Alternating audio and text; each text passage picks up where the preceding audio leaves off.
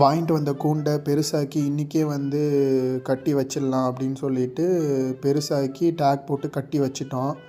அதுக்கப்புறம் வந்து கொட்டகை கொஞ்சம் குப்பையாக இருந்தது. அதை க்ளீன் பண்ணிவிட்டு அந்த இடத்துல வந்து கூண்டை வச்சு மேலே வந்து மீன் வலையை வச்சிட்டோம். மீன் வலையை வச்சுட்டு அதுக்கப்புறம் வந்து தண்ணியில் வந்து மஞ்சள் தண்ணியை கலந்து அந்த இடத்துல லைட்டாக தெளித்து விட்டுட்டு அதுக்கு மேலே வந்து ஆற்று மணலை கொட்டி விட்டுட்டேன். தண்ணி வந்து லைட்டாக தான் தெளித்தேன், ரொம்ப ஈரமாக இருக்கக்கூடாது, குஞ்சுங்களுக்கு அப்புறம் சளி பிடிக்கும்.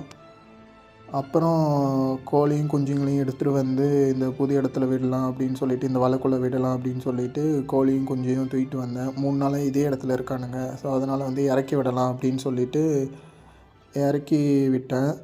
அப்புறம் இந்த கோழி வந்து மேலே ஒரு மாதிரி அரிச்சிட்டே இருந்தது போல், சொரிஞ்ச மாதிரி இருந்தது. சரி பேனாக இருக்கும் அப்படின்னு சொல்லிட்டு நம்ம வீட்டில் ஆல்ரெடி பேன் மருந்து இருந்தது. அதை மட்டும் மேலே லைட்டாக கொட்டி விட்டேன். இந்த மருந்து வந்து கோழி குஞ்சுக்கு மேலே பட்டாலும் ஒன்றும் ஆகாது. அதனால் வந்து கோழி மேலே டைரெக்டாகவே போட்டு விட்டேன். அப்புறம் சாம்பலையும் கொஞ்சம் சைடில் கொட்டி விட்டேன். மண்குளியல் போட்டாலும் போடட்டும் அப்படின்னு சொல்லிட்டு சாம்பலை சைடில் கொட்டி விட்டேன். சாம்பலை கொட்டி விட்டுட்டு தண்ணியும் தீனியும் வைக்கலாம் அப்படின்னு சொல்லிட்டு ஃபீடரில் வந்து தீவனத்தை கொட்டிட்டு அதுக்கப்புறம் வந்து எடுத்துகிட்டு போய் அதுங்கள்ட்ட வச்சா தீவனம் சாப்பிட்டானுங்க. கொஞ்ச நேரம் சாப்பிட்டுட்டு அதுக்கப்புறம் தண்ணி வைக்கலாம் அப்படின்னு சொல்லிட்டு கேஸ் அடுப்பில் வந்து தண்ணி கொஞ்சம் போட்டேன்.